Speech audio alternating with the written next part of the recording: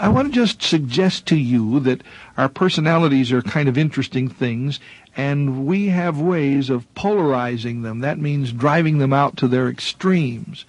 We are by nature extremists. I think the way that happens is that whatever we do once and it works, we try to do it twice. By the time we've done it 3 or 4 times, it's kind of a habit, and so we continue to perform the way we start out so often until we push something out to its very farthest edge. There are 4 rather interesting extremities in personality types that I've talked about a long time ago, but I thought it would be good to just kind of reprise that with you.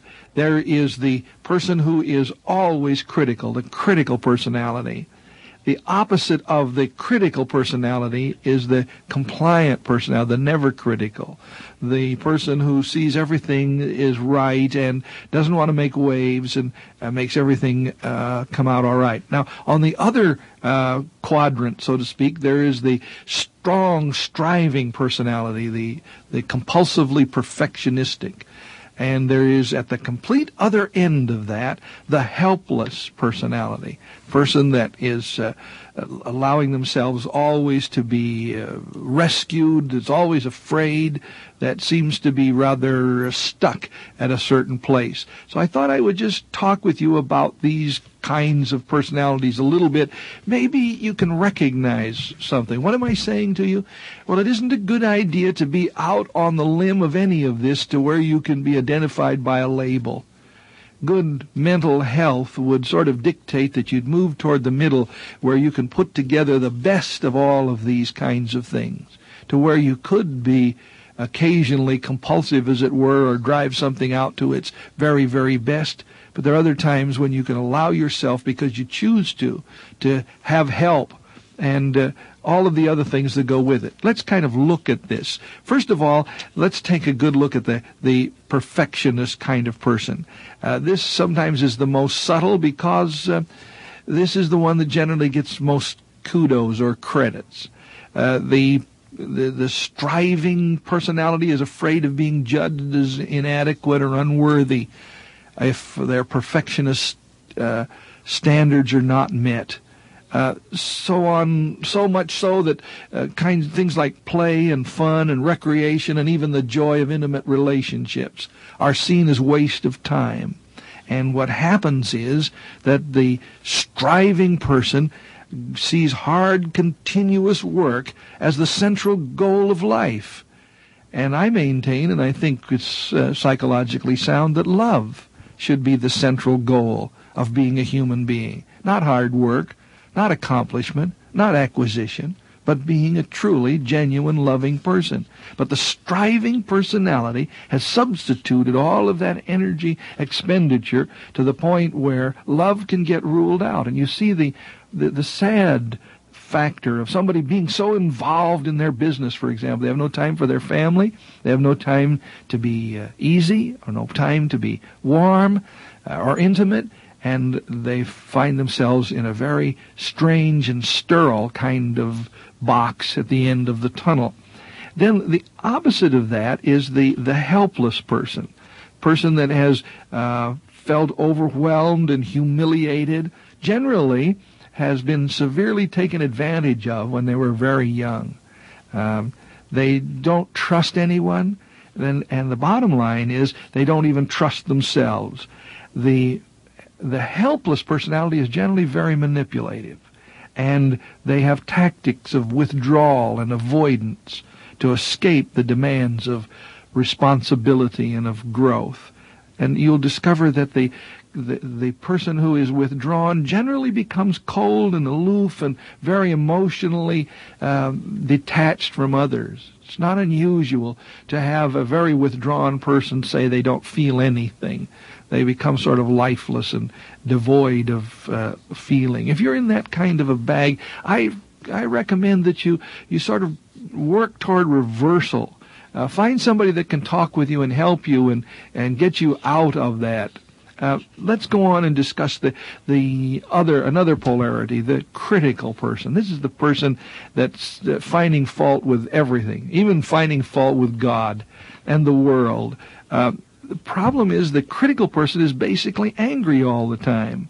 And it's unfortunate that that anger in so many critical people cannot be acknowledged as what it really is. So you get this rather horrendous display of a person with a lot of attacking and blaming on the inside, but carries on with a smile and a very artificial appearance of being a very, very nice guy. A notable pattern for the critical person is a very strong preoccupation with ritual and regulation and rule. It's interesting to note that that kind of person is at the very basis of their being a very frightened person. Maybe that's the best way to see them and to learn how to deal with them.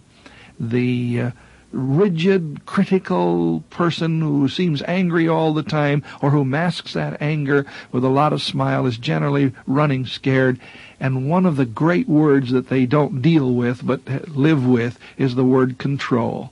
They get so afraid that they're going to be out of control. And the only way to control or control themselves is to live by the book, make sure everything is done right, but above all, make sure everybody else does it the same way.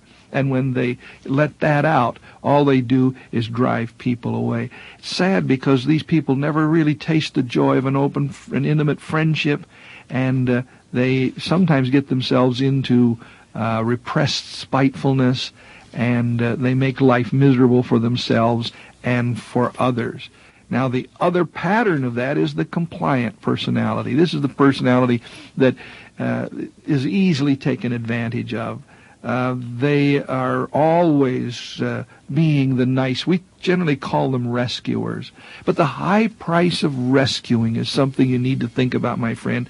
If you're a person who honestly believes that all you need to make yourself satisfied in this world is somebody to need you. I hear those phrases quite often. The need to be needed. What will come is fatigue and resentment and eventually inner emptiness. It's not unusual for people who have spent their lives serving others to wind up being old, grumpy, bitter, resentful people. The reason for that is that they let themselves get invisible. They met everybody else's needs but their own. And in that process didn't make it possible for anybody to meet their needs. The pleasing, placating personality at a character level generally degenerates to becoming a very dependent human being. They become neurotically dependent and capable of feeling and thinking and choosing for themselves. You find the person that's always trying to please others is the person that when you ask them to make a choice, they can't. They are afraid they're going to wound you some way. And if you say, what would you like to have for dinner? They'll say, oh, anything. What would you like? And you generally get that kind, that's the tip-off, you get that kind of response. The compliant lifestyle is serious simply because it generally leads to depression. Most people who get into very, very deep and long depressions are people who have gone the route of being the nice guy, being very, very compliant. Now, why have I brought you these four? Simply because I want you to see if you fit any of this and get you to work toward the middle, to get you to work away from that extremity, to recognize that where you are does not mean that's where you must be. You have allowed whatever has been in your life to put you at one of those four polarities. Now, if you're not on any of them and you don't identify, that's perfectly okay. That's good, really. But if you are struggling with any of these four polarities of personality, the critical person, the striving person, the compliant person, the helpless person, why not try to turn it around, move in a better direction? If you don't know how, find somebody that can help you. Find a good counselor somewhere and tell them what's hurting you and see if they can't give you some help to find your way along.